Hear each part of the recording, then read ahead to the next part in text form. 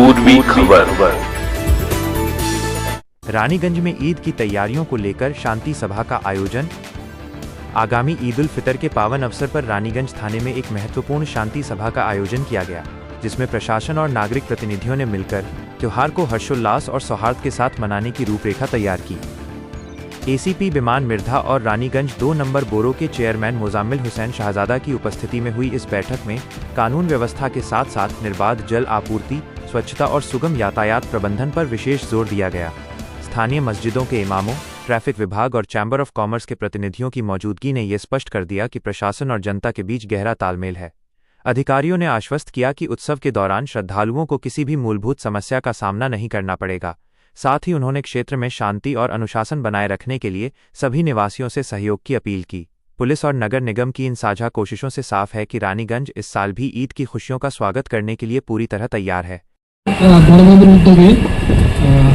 আসন্ন ঈদ উল ফিতর উৎসব উপলক্ষে আজকের এই সমন্বয় সভা, আজকের এই সভাতে উপস্থিত রয়েছেন বড় চেয়ারম্যান সাহেব, চেম্বার অফ কমার্সের প্রেসিডেন্ট বসে আছেন, হেলথ ডিপার্টমেন্ট থেকে রয়েছেন, এছাড়া ওসি ট্রাফিক আছে, বল্লভপুর আউটপোস্টের বড়বাবু রয়েছেন, এছাড়া আমাদের রাজাবাবু আছে, তাপসবাবু আছেন পেছনে।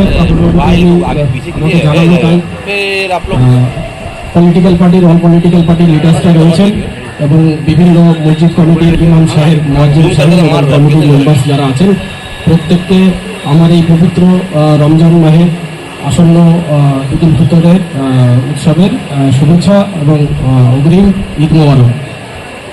প্রথমে আমি ধন্যবাদ জানাচ্ছি বড়বাবুকে এত সুন্দর একটা প্রোগ্রাম আজকে অর্গানাইজ করার জন্য, আর আপনাদের ধন্যবাদ জানাচ্ছি আপনারা আজকে এই মিটিংয়ে অ্যাটেন্ড করার জন্য।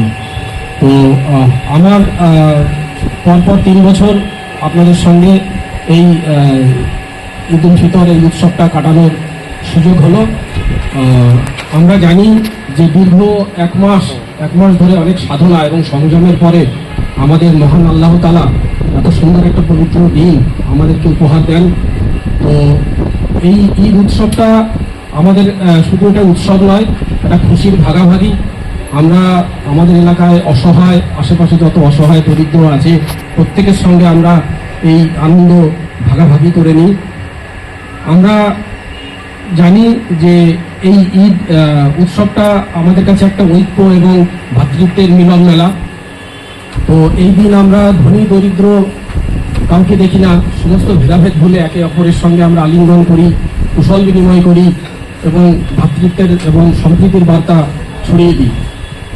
আজকে আমি ডিএসপি হয়েছি, এর আগে যখন বিভিন্ন থানায় বিভিন্ন জেলাতে ওসির দায়িত্বে বা আইসির দায়িত্বে ছিলাম, তো মনে পড়ে এই দিনটা সকালবেলাতে সবাই কি সুন্দর পরিষ্কার পরিচ্ছন্ন হয়ে স্নান গোসল করে নতুন জামা কাপড় পরে সব ছোট ছোট বাচ্চা থেকে শুরু করে আবাল বৃদ্ধ বনিতা সবাই নামাজের মসজিদের দিকে যায়। একটা সুন্দর ফিলিংস, একটা সুন্দর আনন্দ। আমরা যেমন হিন্দু ধর্মের অনেক মানুষ আছে সারা বছর ধরে অপেক্ষা করে কবে দুর্গা পুজো আসবে, কালী পুজো আসবে। তো ইসলাম ধর্মাবলম্বী মানুষের কাছে অবশ্যই এটা একটা সবচেয়ে বড় উৎসব। তো এই উৎসবে সাধারণত আমরা দেখেছি কোথাও কোনো ধরনের কোনো অপ্রীতিকর ঘটনা ঘটে না, খুব সুন্দরভাবে।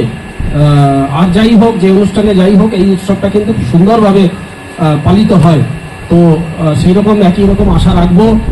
আজকে রানীগঞ্জে এতগুলো বছর, কিন্তু আমি তো লাস্ট 3 বছর কেন, আমি এত বছর শুনছি যেটা লাস্ট 30 বছর ধরেও কিন্তু এখানে কোনো ধরনের কোনো অবাঞ্ছিত কোনো ঘটনা ঘটেনি। সুতরাং আশা রাখবো খুব সুন্দর ভাবে অনুষ্ঠানটা পালিত হবে। তো যে কথাটা বলছিলাম, যখন বিভিন্ন থানার দায়িত্বে ছিলাম, তো আমরা এলাকাতে বিভিন্ন জায়গাতে ডিউটি করতে যেতাম। কীরকম ফোর্স ডিপ্লয়মেন্ট করা হয়েছে, কোথাও কোথাও হয়তো বিভিন্ন মসজিদে একটু সমস্যাও হতো, সেম গোষ্ঠীর ভেতরে একটু সমস্যা হতো, কে নামাজ পড়াবে বা আমরা ওই মসজিদে যাব না, ওই মসজিদে যাব, বিভিন্ন ইস্যু থাকে আপনারা জানেন। এখানে যদিও সেরকম কোনো ইস্যু নেই। তো আমরা যখন বেরোতাম এলাকাতে, তো এমন অনেক আমাদের কাছের মানুষ ছিল, সে জোর করে তাদের বাড়িতে নিয়ে গিয়ে সকালবেলাতে ওই মিষ্টি মুখ করা, লাচ্ছা,